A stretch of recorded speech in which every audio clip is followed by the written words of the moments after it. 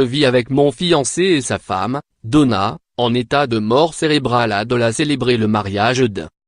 Cela se passe en Angleterre, en décembre 2017, dégoûtant, irrespectueux, honteux, voilà les mots qu'Anne et Greg ont vu s'étaler dans la presse à propos de leur histoire d'amour. Une idylle qui a suscité de vives critiques après qu'un de leurs proches l'a révélé aux médias anglais. Si cette love story n'est pas banale, le couple l'assure, il n'a pourtant rien fait de mal. La vie de Greg, chauffeur de bus, est bouleversée quand, en 2015, Donna, mère de leurs 4 enfants, qu'il a épousé un an auparavant, s'effondre sans vie dans leur salon. Il faudra 70 minutes aux secouristes pour la réanimer. Un délai qui laisse la jeune mère dans un état végétatif. Son cerveau est mort et elle ne se réveillera jamais, expliquent les médecins. Greg décide de ramener sa femme à la maison, pour qu'elle soit proche de leurs enfants. Donna a besoin de soins et les infirmières se relèvent 24 heures sur 24 à son chevet. Mais Greg succombe au charme de l'une d'entre elles, Anne, une jeune femme pétillante et mère célibataire de 4 enfants aussi. J'ai commencé à travailler auprès de Donna en mars 2017 mais, en juillet, j'ai démissionné, car je tombais amoureuse de Greg et ce n'était pas professionnel. Nous n'avions jamais parlé en dehors du cadre de mon travail, j'ignorais s'il avait des sentiments pour moi.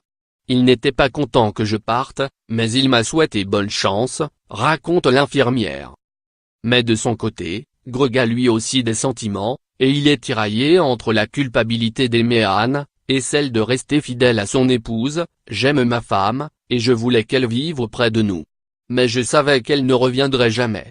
Peu à peu, j'ai commencé à accepter mes sentiments pour Anne, et je me suis dit que j'avais le droit d'être heureux de nouveau.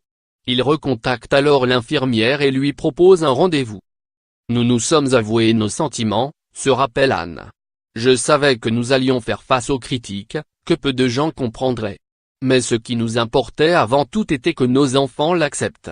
Après 2 mois de relation, que les 8 enfants du couple approuvent, Anne emménage chez Greg. J'étais terrifié, mais j'adore Greg et sa famille.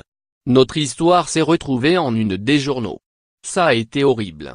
Cependant notre entourage proche nous a soutenus ainsi que nos enfants. Depuis le mois d'octobre, Anne supervise les soins de Donna, mais ne s'autorise jamais un geste amoureux en direction de Greg quand ils sont réunis dans sa chambre.